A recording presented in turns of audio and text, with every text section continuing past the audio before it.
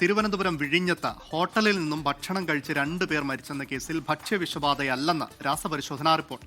Marine toxic കാരണമായേക്കാമെന്നും റിപ്പോർട്ടിൽ പറയുന്നുണ്ട്. അസ്മാക് ഹോട്ടലിൽ നിന്ന് ശേഖരിച്ച ഭക്ഷണ സാമ്പിളും വെള്ളവുമാണ് പരിശോധിച്ചത്. ഇതിന്റെ അടിസ്ഥാനത്തിൽ ഹോട്ടൽ തുറന്നു പ്രവർത്തിക്കാൻ അനുമതി നൽകി. ഫെബ്രുവരി 16-നാണ് ചടയമംഗലം സ്വദേശികൾ വിഴിഞ്ഞം അസ്മാക് ഹോട്ടലിൽ നിന്ന് ഭക്ഷണം കഴിക്കുകയും പിന്നാലെ 2 പേർ മരിക്കുകയും ചെയ്തത്. പരാതിയുടെ അടിസ്ഥാനത്തിൽ അസ്മാക് ഹോട്ടൽ പൂട്ടിയിരുന്നു. ചടയമംഗലം പോലീസ് കേസെടുത്തതിന് പിന്നാലെയാണ് സാമ്പിളുകൾ പരിശോധനയ്ക്ക് അയച്ചത്. ഭക്ഷ്യവിഷബാധയല്ലെന്നാണ് രാസപരിശോധനാ റിപ്പോർട്ടിലെ കണ്ടെത്തൽ. റിപ്പോർട്ടിലെ കണ്ടെത്തലുകൾ ഇങ്ങനെ: പോസ്റ്റ്മോർട്ടം റിപ്പോർട്ടിൽ ഭക്ഷ്യവിഷബാധ കണ്ടെത്തിയിട്ടില്ല. കുടുംബത്തിലെ എല്ലാവരും ഒരുപോലെ കഴിച്ചത് മീൻമുട്ടയാണ്. ഹോട്ടലിലെ അവശേഷിച്ച ഭക്ഷ്യവസ്തുക്കൾ പരിശോധിച്ചു, വെള്ളവും പരിശോധിച്ചു. ഇവയിലൊന്നും ഭക്ഷ്യവിഷബാധയ്ക്ക് കാരണമായ ബാക്ടീരിയ കണ്ടെത്താൻ ആയില്ല. മീൻ വാങ്ങിയ തമിഴ്നാട്ടിലെ മാർക്കറ്റിലെ സാമ്പിളും പരിശോധിച്ചു. സംശയിക്കുന്ന ഒന്നും കണ്ടെത്താനായില്ല. മീൻമുട്ടയിലെ മറൈൻ ടോക്സിനാകാം മരണത്തിലേക്ക് നയിച്ച കാരണം.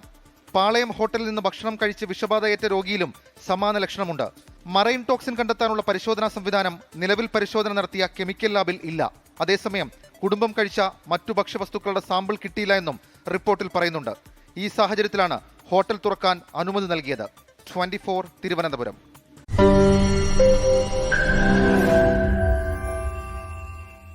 ലോകത്തെവിടെയായാലും ഏത് സമയത്തും 24 വാർത്തകളും ഓഗ്മെന്റഡ് റിയാലിറ്റി പാക്കേജുകളും എക്സ്പ്ലെയിനറുകളും വിശദമായി കാണാൻ ഞങ്ങളുടെ യൂട്യൂബ് ചാനൽ നിങ്ങൾക്ക് സബ്സ്ക്രൈബ് ചെയ്യാം.